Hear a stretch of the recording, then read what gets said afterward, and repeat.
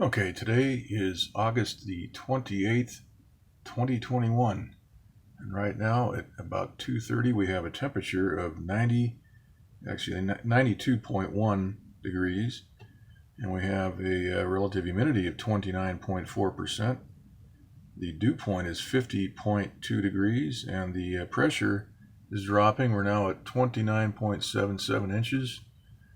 And right now we're looking at the National Hurricane Center map. The big news on the fake news, or rather the mainstream news, state television, the past 4 days has been Ida, which is now a hurricane. We've watched this area of low pressure develop, and actually they forecasted when it was down here that it was going to move right up into probably Louisiana. So we've been hearing this for the last 4 days. And here it is. Ida is now a Category 2 hurricane. The wind speed was just upgraded about a half hour ago. It's now up at 105 mile per hour sustained winds with a central pressure of 976 millibar, which has been steady for the last few hours. What's interesting is that there's a hurricane over in the eastern Pacific, Nora, with the same pressure. And the wind speed on that storm is only about, I think, 90 or something. Let's go take a look. So we have Nora right here, 977 millibar. That's a millibar higher than Ida. And we can see that the wind speed is only 85 miles per hour. So there's interesting things going on. We'll take a look at this storm later. I'll probably do a second video because there's a lot to talk about. So if you go back and take a look at the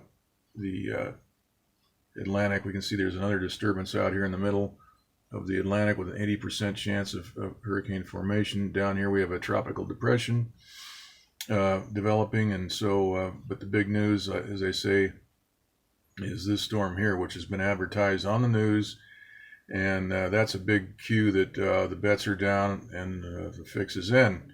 And so we're going to see this storm. It's scheduled to hit Louisiana sometime Sunday evening, tomorrow night. And so there it is. It's also you're talking about Category 4 status, maybe Category 5. We'll have to see.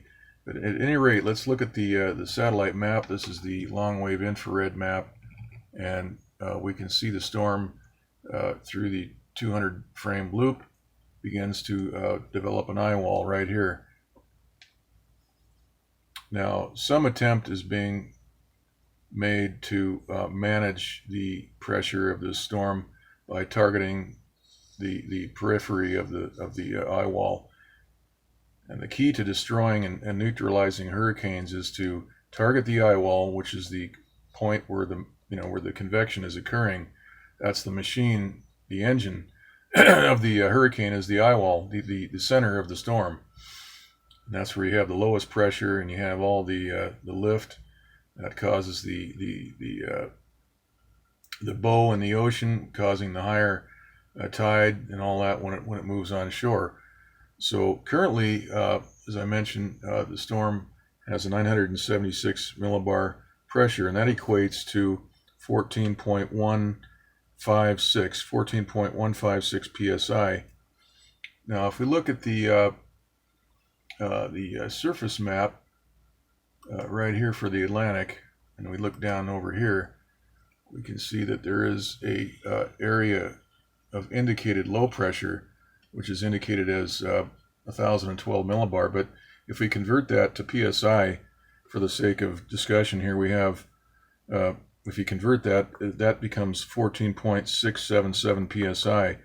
So the pressure differential between this area of low pressure and this area here of low pressure indicated as low, but it's actually quite a bit higher than this. And so we're dealing with 14.677 psi here in this area, and down over here at 976 millibar we're dealing with 14.156 psi. So there's a pressure differential of approximately a half a psi, a half a pound per square inch. So that's a significant amount, and this will then serve to steer the storm as it moves northwest. And of course it is scheduled to hit New Orleans tomorrow night.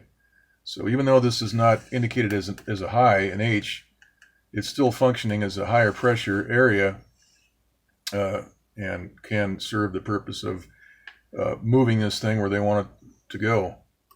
And that's kind of what we're going to see here as we watch this loop. Let's go ahead and look at the water vapor map here, and we can get a better view of what's actually going on. And we see some pressure waves. We see the eye wall disappear briefly. They are targeting, the weather controllers are targeting this storm. They're managing it. Otherwise, this would be a Category 5, like we saw with Patricia out in the Pacific several years ago, which we uploaded a video covering that one. Patricia was a monster storm with sustained winds over 200 miles per hour. But they targeted that storm. They superheated it and killed it within about 2 hours as it approached the Pacific coast of Mexico. Okay, so now another thing I want to point out is that there are 4 WSR-88Ds along in Louisiana, and I want to show those right now because we're going to watch later on. I'll probably do a part 2 video. This is the list I've shown everybody before.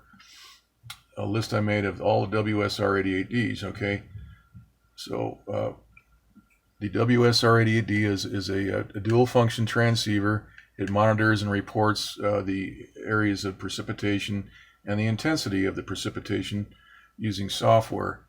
And it's also it works to break down and evaporate moisture, and that's the nefarious function that's not reported about these transmitters. Now, this is about a 6-story tower. This is a parabolic dish, about I think they're about 10 feet in diameter. This pans and tilts, and it will completely evaporate and dissipate an area of precipitation around the transmitter. I've shown those satellite images many times. Those Doppler images, the pie-shaped cutouts are the proof that those microwave transceivers are actually doing the work that we've been showing.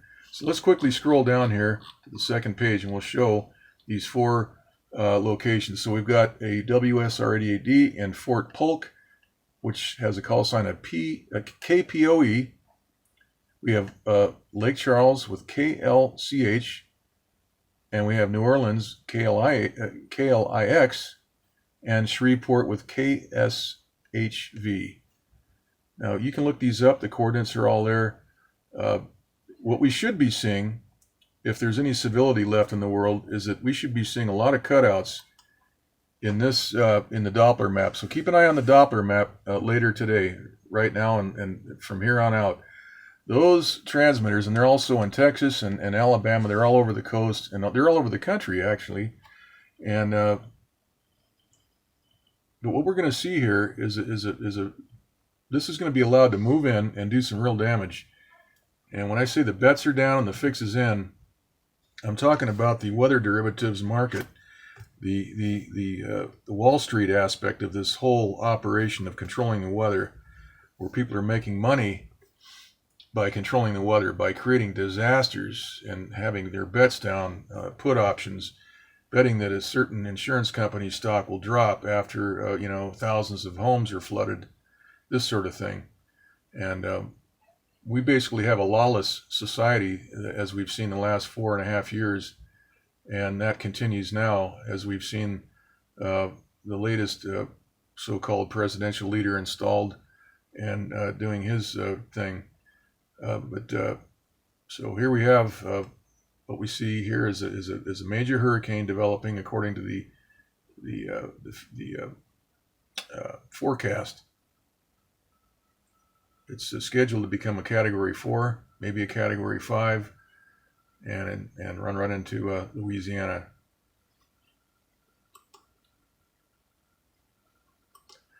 But you can see here that it is being targeted. The eye wall is being targeted, and we can see the blast waves, the shock waves, the pressure waves right there from that superheating process.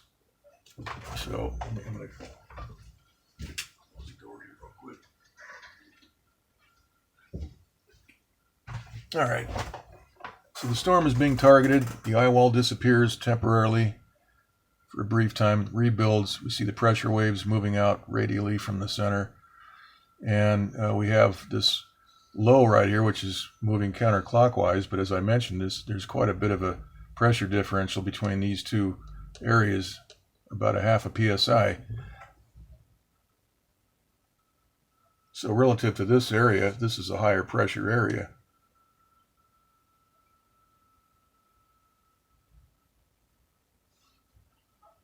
Okay, now this is the west coast, the East Pacific. We can see that this is Nora. Let's go ahead and take a look at the National Hurricane Center map and take a look at the what's happening here with Nora. This is a storm with 85 mile per hour sustained wind, central pressure of 977 millibar, moving north at 14 miles per hour. Now, looking at the scheduled forecast. Let's go ahead and take a look at that.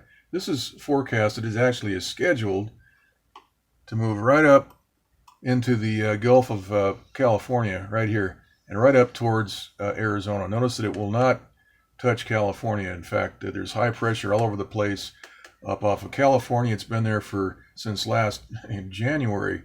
It just sits there all the time. We haven't had any saturating rain this entire year. We've had bits and pieces of rain, and totaling about 5.9 inches, but nothing saturating. It's all coming, a third here, a quarter there. December 27th and 28th, we had 1.32 inches.